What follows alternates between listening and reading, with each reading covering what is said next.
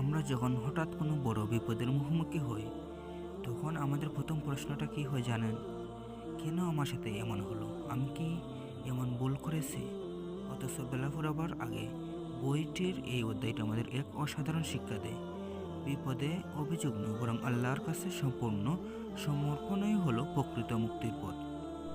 চিন্তা করে দেখুন, নবী ইউনুস আলাইহিসসালাম যখন অন্ধকার সাগরের গভীরে মাছের পেটে বন্দী ছিলেন, তখন তিনি কিন্তু আল্লাহর কাছে কোনো অভিযোগ করেননি।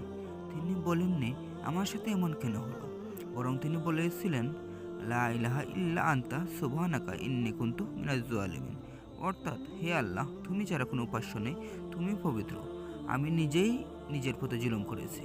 তিনি নিজের ভুল স্বীকার করছেন, আল্লাহর পবিত্রতা ঘোষণা করছেন, আর ফলাফল কি? আল্লাহ তাকে এই ভয়াবহ সংকট থেকে উদ্ধার করেছিলেন। এবার ভাবুন আইয়ুব আলাইহিসসালামের কথা। দীর্ঘদিন কঠিন রোগে ভোগার পরেও তিনি বলেননি আল্লাহ আমার কষ্ট কমিয়ে দিন, বরং তিনি বলেছিলেন তুমি তো সবচেয়ে দয়ালু। তিনি আল্লাহর দয়ার উপর পূর্ণ বিশ্বাস রেখেছিলেন।